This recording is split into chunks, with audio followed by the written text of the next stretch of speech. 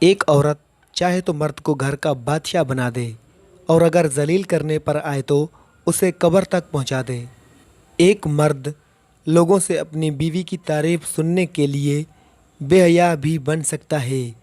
یہ غیرت ختم ہونے کی پہلی نشانی ہے۔ بے حیا عورت ہمیشہ اپنے خاوند کی نافرمان ہوگی۔ وہ شوہر کی کبھی عزت نہیں کرے گی۔ بے حیا عورت بد زبان ہوگی۔ اس کی زبان تلوار کے زخم سے زیادہ گہری ہوگی۔ بے حیا عورت ہمیشہ چست لباس پہنے گی، جبکہ بے حیا مرد اس کے چست لباس کی تعریف کرے گا۔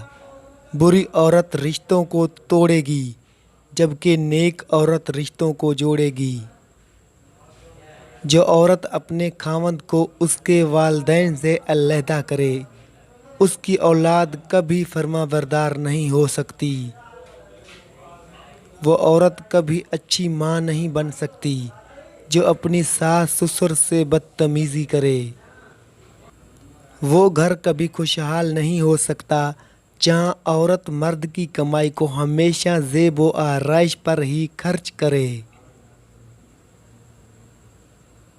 اس مرد کی عمر کم ہو گئی جس کی بیوی اس کی صحت کا خیال نہ رکھے، اسے اچھا کھانا نہ کھلائے۔ اس مرد کی زندگی برباد ہے جس کی بیوی بیماری کا بہانہ بنا کر سوئی رہے۔ اس عورت کے بچے کامیاب نہیں ہو سکتے جس نے اپنے بچوں کو دوسروں کی برائی کرنا سکھائی ہو۔